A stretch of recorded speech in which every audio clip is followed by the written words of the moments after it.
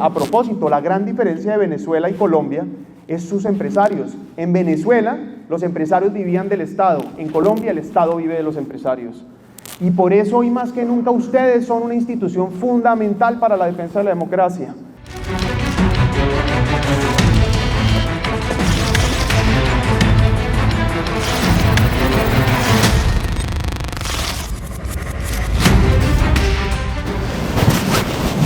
Gracias, Alejandro. Buenos días, un saludo muy especial a todos ustedes. Muy agradecido con Juan Guillermo y la Junta de Camacol Quindío, con Milena, muchísimas gracias por la invitación. A Guillermo un saludo especial y a toda la Junta Nacional. A todos ustedes es un gusto verlos, a varios de ustedes probablemente los conozco. Hemos estado en varias causas juntos, ahora recientemente frente a este gobierno y el problema que ya nos narró Juan Guillermo en materia de vivienda y muchos otros en temas de Bogotá. Un saludo a Claudia, a Juan Daniel y a Alejandro. Este tema es absolutamente central, pero no solo por lo que pasa en Venezuela, sino por lo que nos puede pasar a nosotros. Y es muy importante, efectivamente, lo que pasa en Venezuela, porque a propósito, en Colombia nunca habrá paz si en Venezuela no hay libertad. Buena parte del problema y el conflicto que tenemos en Colombia se debe precisamente a tener una dictadura que financió, protegió, albergó a criminales y terroristas colombianos, que hoy ya no solamente los protegió, sino es socio de ellos. Buena parte de lo que financia las estructuras criminales y el poder criminal de Venezuela es el narcotráfico, y está absolutamente ligado con el narcotráfico colombiano. Así que sin duda es una tarea para la democracia mundial y la libertad regional que Venezuela recupere su libertad. La verdad es que nosotros tenemos poco o nada que hacer ahí como ciudadanos, y por eso insisto, pero lo que sí tenemos una responsabilidad gigantesca frente a lo que nos pueda pasar a nosotros si no tomamos las decisiones correctas. Frente a Venezuela, pues es evidente, es un fraude absurdo. Ahora, tenemos que aprender de la manera en la que lo denunciaron, porque evidentemente las elecciones no fueron justas ni libres, pero inteligentemente la oposición desplegó una organización para denunciar fraude. Y eso es lo que nos tiene hoy en esta discusión. De lo contrario, hubiera pasado lo mismo que pasó en el 2017 o en el 2014 con Capriles, en donde prácticamente la oposición le tocó agachar la cabeza y seguir. Entonces, valiente, gran ejercicio, y hoy, pues todavía no sabemos qué pueda pasar. Yo hablaba con un amigo venezolano que tiene de alguna manera posibilidad de estar bien informado y me decía, hoy en Venezuela puede o haber un golpe de Estado y tumban a Maduro, pues tumban no, hacen valer la decisión democrática que hubo, o Maduro se queda 20 años más. Es decir, el abanico de posibilidades hoy en Venezuela es todo. Y uno aquí dice, vamos, venezolanos, no se dejen robar el triunfo. Bueno, lo que les estamos pidiendo es que se vayan a la muerte, ¿no? Porque la represión es tenaz. Pero la verdad es que depende de ellos, y sin duda lo poco que podemos hacer los demócratas en el mundo entero es apoyarlos. Por eso lamento, rechazo, pero les tengo que decir, me da vergüenza la posición de Gustavo Petro. Que Gustavo Petro ayer, su embajador en la OEA, porque no es el nuestro, es el de él, se haya abstenido de pedirle a Venezuela que publicara las actas electorales, es una vergüenza internacional. Y sé además que el presidente ha hablado a través de, con Brasil y con Colombia, están haciendo un esfuerzo supuestamente para apoyar esa transición. La manera en la que Colombia lo ha hecho es absolutamente tímida. Brasil, a diferencia, está empujando mucho más a Maduro a que reconozca. Ahora, ya hay una complejidad de poderes muy difícil, porque además en donde se hace el parte, amnistía, justicia transicional para Maduro y cuántos más. Habrá un agente del régimen que dirá, y a mí también, si ustedes se van y se salvan, yo también. Entonces, la complejidad es total, pero para centrarnos un minuto en lo que aquí pasa, yo creo que la historia del chavismo y ahora Maduro ha desenmascarado a muchos políticos en Colombia, que incluso durante años contemporizaron con ellos. Y yo creo que eso es la parte de la lección que tenemos que tener como colombianos, es que hay principios que son innegociables, es más, los principios son innegociables, y aquí hay principios que se han negociado como democracia, como libertad, y hoy más que nunca lo vemos. Alejandro me pregunta, bueno, y algunos pronunciamientos del Congreso. Bueno, comenzando por Petro, pero además gente muy cercana al gobierno ha dicho que es que Venezuela tiene el sistema electoral el mejor del mundo, que es que ojalá lo tuviéramos. Es que han reconocido, incluso después del fraude, han dicho que es que Venezuela es una democracia estable. Lo que pasó el domingo es la representación gráfica de lo que no puede pasar a partir del 26. Y si de algo nos sirve a los colombianos lo que está pasando allá, es prepararnos para que no pase. Yo celebro profundamente este encuentro y celebro que nos inviten, porque hoy más que nunca se entiende que el empresario tiene que vincularse en lo público. No solo porque el único modelo de desarrollo sostenible en un país, en una sociedad sana, es cuando el privado y el público trabajan juntos. Porque el privado además, la iniciativa privada es el único camino para superar la pobreza. A propósito, la gran diferencia de Venezuela y Colombia es sus empresarios. En Venezuela los empresarios vivían del Estado, en Colombia el Estado vive de los empresarios. Y por eso hoy más que nunca ustedes son una institución fundamental para la defensa de la democracia. Así que cuando vimos lo que vimos allá, pensemos por un minuto, ¿qué hubieran hecho los venezolanos hace 25 años? ¿Qué hubieran estado dispuestos a hacer los venezolanos hace 25 años si les hubieran dicho que iban a vivir con Chávez? Probablemente hubieran trabajado con todo su esfuerzo para impedir que llegaran a este punto. Bueno, nosotros estamos a tiempo. Mi invitación a todos ustedes es que la democracia y la libertad tienen que ser principios fundamentales, como lo dijo Juan Guillermo, que no se negocian. Tenemos que entender que la pesadilla que hoy está viviendo Colombia tiene fin. Y la buena noticia es que depende de nosotros acabarla. Pero entonces, la invitación es a que empecemos ya. Que no sea suficiente, que no sea demasiado tarde como le pasó a los venezolanos, cuando nos demos cuenta de quienes nos gobiernan y hacia dónde nos llevan. Creo yo el gran desacierto de Gustavo Petro es su motivación. A Gustavo Petro no lo moviliza el interés de servir, lo moviliza una profunda ambición personal. Y yo creo que de ahí parte el problema. Porque lo que hemos visto es un gobierno que está interesado de alguna manera en fortalecer un proyecto político y no en solucionar. En buena parte aquí de pronto hablamos de los riesgos democráticos que tiene el gobierno Petro, pero la inmensa mayoría de colombianos no hablan de eso. La mayoría de los colombianos hablan de la incapacidad del gobierno para solucionar los problemas. Es decir, de lo que está desesperado todo el mundo, y especialmente quienes votaron por él, es: señor, usted nos dijo que nos iba a ayudar, que iba a atender estas necesidades, y nada pasa. Y en buena parte creo que surge por ese problema. Segundo, es un gobierno de altísima carga ideológica. Yo sí creo que uno no puede gobernar con cargas ideológicas, en el sentido en que si bien hay unos principios, unos valores que movilizan un proyecto de país, lo que es evidente es que esa carga ideológica que moviliza Petro, pues lo vuelve sectario, dificulta que escuche, como decía Juan Daniel, y este es el tema central, y es que todo el planteamiento de Gustavo Petro está construido sobre falsos dilemas. ¿Qué quiere decir eso? Quiere decir que nos pone unas dicotomías entre o economía o salud, o transición energética o petróleo, o tal cosa o salud. Y esos falsos dilemas terminan llevando a que las discusiones se vuelvan en posiciones absolutas, y cuando hay posiciones absolutas se impide el consenso.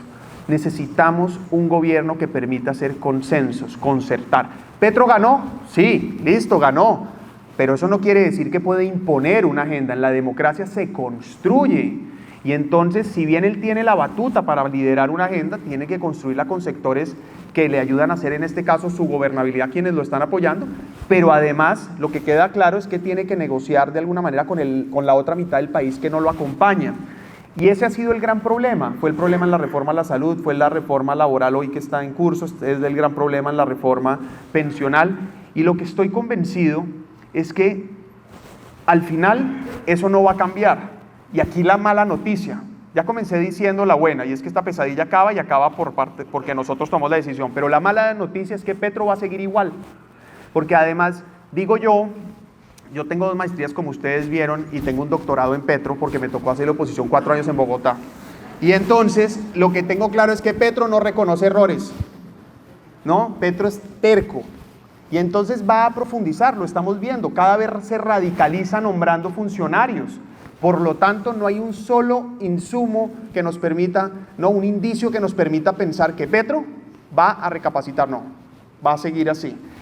Y a esto se le suma, yo creo que el peor de todos los desaciertos, la corrupción. Petro al final, aunque bueno, en Bogotá lo conocíamos que lo de la corrupción, lo de la lucha con la corrupción tampoco era lo de él, pero en el caso de Colombia, pues yo creo que eso ya termina por destruir todo el proyecto, entre comillas, de cambio que representaba Gustavo Petro, pues cambio no fue. Y a propósito de eso me permite decir una cosa, yo hago oposición, pero con el absoluto convencimiento de que sí necesitamos transformación en Colombia. Es decir, yo no hago política, yo comencé a hacer política con el convencimiento de que no estaba satisfecho con el país que tenía. Yo no empecé a hacer política para defender el país en el que yo vivía, por el contrario. Y yo creo que si nos ponemos aquí a buscar puntos en común, yo creo que somos capaces de construir consensos alrededor de cambios, transformaciones que necesita el país. Pero lo que no podemos permitir es, uno, lo peor de lo que había y de lo que hoy hay, corrupción. Dos, que no se ejecute. Y termino con esto, el cuarto desacierto, incapacidad, descontrol. A Petro le quedó grande gobernar. Y eso lo estamos viendo. Y la paradoja es que quienes más están sufriendo son las personas que creyeron en él. Las personas de menores ingresos hoy son las personas que más están sufriendo. Y le agregaría uno que seguramente vamos a hablar ahora cuando hablemos de política de vivienda. La persecución absoluta al sector privado. No es sostenible un país sin sector privado. Un dato.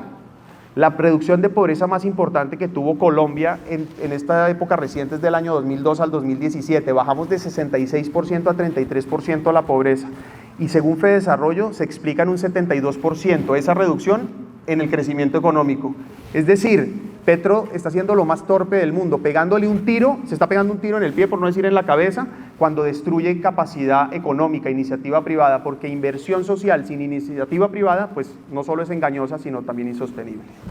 Es que si algo tenía buena esta política, es precisamente que era de Estado, como bien dice Guillermo, y se construyó a pesar de diferencias ideológicas. De alguna manera la política que teníamos antes de este gobierno era el resultado de un esfuerzo que comienza en los primeros años del 2000, con Uribe, después Santos, después Duque, y de alguna manera venía creciendo a una velocidad que a pesar de la pandemia teníamos unos indicadores muy valiosos. Y tenía una razón de ser que esta política fuera de Estado, y es que el mayor anhelo de una colombiana es tener vivienda propia. Es como la esencia de la seguridad en la vida. Y por eso en buena parte da tanta tristeza las cifras actuales. A Petro, y cuando yo estaba en el consejo, yo fui ponente del POT que se le negó a Petro, decía que a un constructor lo igualaba a un mafioso, y de ahí en adelante igual. Pensar que le vaya mal a un constructor no es que le vaya mal a una empresa, es que le va mal a una sociedad, porque al final lo que vende la construcción es, vuelvo y repito, el anhelo más importante de una sociedad. Pero además es el sector, moviliza 34 sectores, genera 1.5 millones de empleos. Es decir, termina siendo además casi que la palanca que utilizaría cualquier gobernante responsable para dinamizar la economía. Es decir, es como, ¿no? Se sientan en un consejo de gobierno y entonces dice, bueno, tenemos que arreglar la economía, ¿qué hacemos? Primera, disparemos la construcción, ¿no? Es como la obvia. Bueno, este gobierno es al revés. Y yo diría que para que eso suceda, primero tiene que haber voluntad, liderazgo, conceptualmente entenderlo.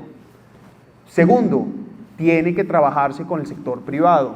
El Estado no sabe hacer vivienda. Aquí hay un problema gigantesco, y es que quienes defienden un modelo estatista, pues al final defienden un modelo ineficiente. Y entonces es evidente que si queremos una política de vivienda exitosa, tiene que ser con el sector privado, es decir, dar estímulos para que eso pase. Pero además hay un elemento fundante para que eso funcione, se llama confianza. Si no hay confianza, no hay posibilidad de que haya política de vivienda. Confianza para el constructor para que emprenda un negocio, confianza para un banco para que preste y confianza para un hogar para que se endeude y haga la transacción. Pero no solo es confianza del empresario hacia el gobierno, es un gobierno que confíe en los empresarios. Necesitamos confiar en los empresarios, no perseguirlos, no más lucha de clases, no ese resentimiento, no esa doctrina que además lo que parece simpático y a veces parece cómico, es que es verdad, tienen una doctrina absolutamente trasnochada, socialista, que es la que nos imprime Gustavo Petro. Y para eso que necesitamos además cuando hay confianza, seguridad jurídica, reglas de juego claras, necesitamos apoyo fiscal. Yo les diría que no hay que comprar la tesis de que es que no hay plata porque el problema es que construimos una política de vivienda con cargo a los subsidios. Claro, los subsidios no es lo único, necesitamos suelo, por ejemplo, ahora hablaría de eso, pero el punto ¿cuál es? En la OCDE, el promedio de la OCDE en inversión en vivienda es de 1 a 1.5% del PIB, en Colombia es 0.3%. Es decir, lo que hay es un margen gigantesco para invertir en vivienda. Y bueno, y la cereza del pastel, en el nuevo presupuesto del 2025, Petro le está bajando 29% a la vivienda, ¿no? La economía estancada, indicadores para abajo y le bajan 29% al presupuesto. Entonces, tenemos que meterle plata, claro que sí.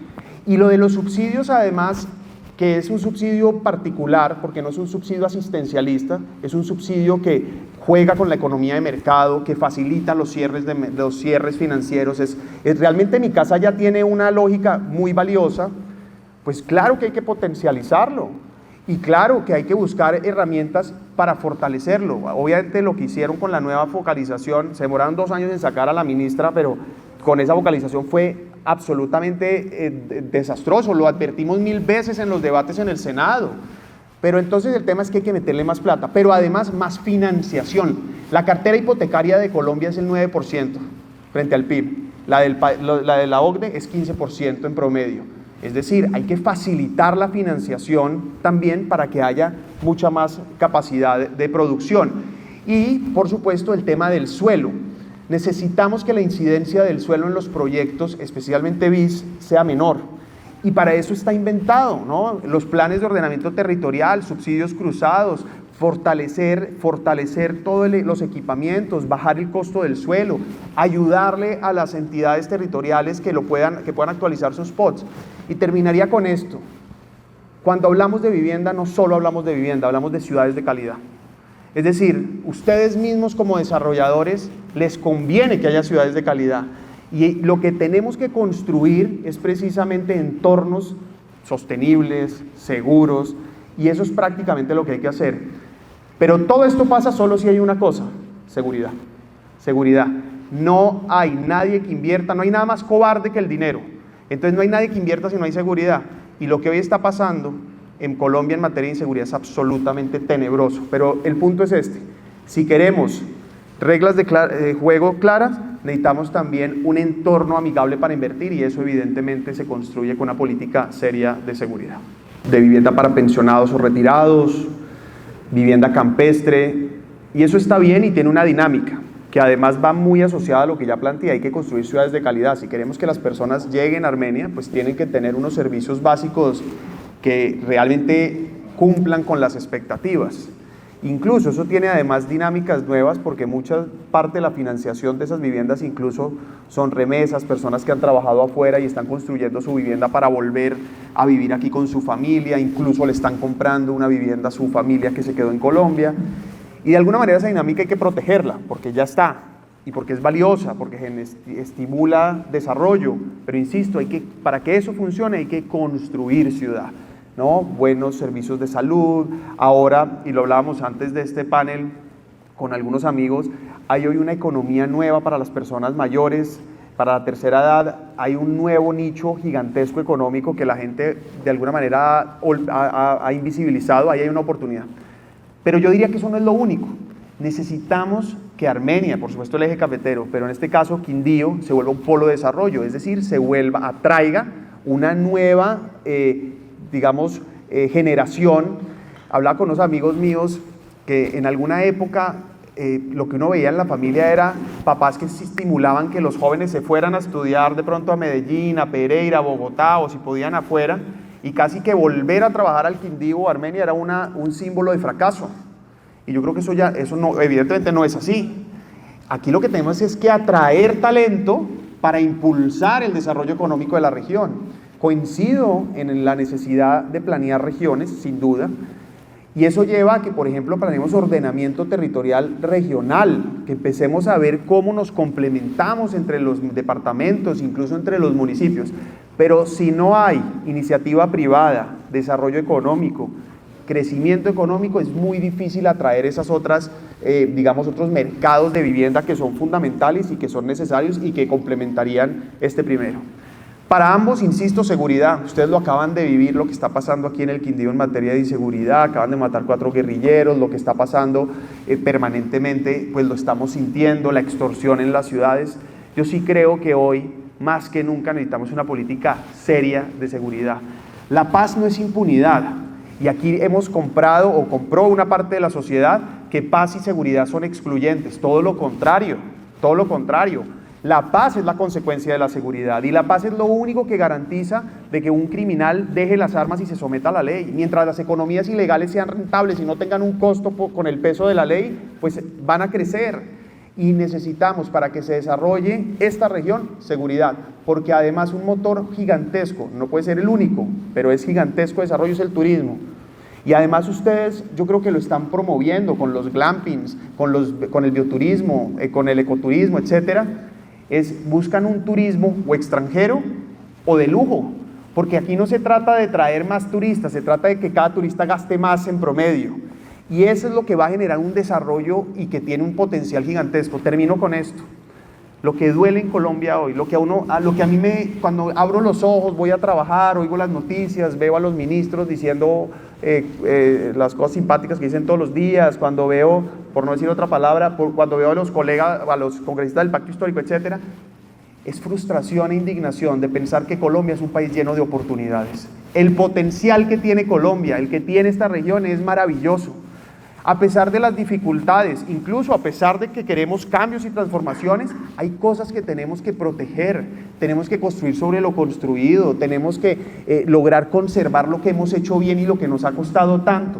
Primero, porque no estamos dispuestos a volver a comenzar de cero. Yo no creo que ustedes estén dispuestos a volver a comenzar de cero, o sea que hay mucho por proteger. Pero lo segundo es ese potencial, no lo podemos dejar destruir. Y mi mensaje es, ustedes son fundamentales. Nos enseñaron en Colombia que el empresario no podía meterse en la política porque la política era asquerosa. Pues si seguimos pensando así, es precisamente que tenemos gobernantes que terminan tomando las decisiones de las que hoy nos estamos quejando. Ustedes son determinantes en la próxima elección, son ustedes los que escogen el futuro de Colombia. La pesadilla que estamos viviendo no es inevitable y, insisto, la buena noticia es que entre todos la vamos a acabar.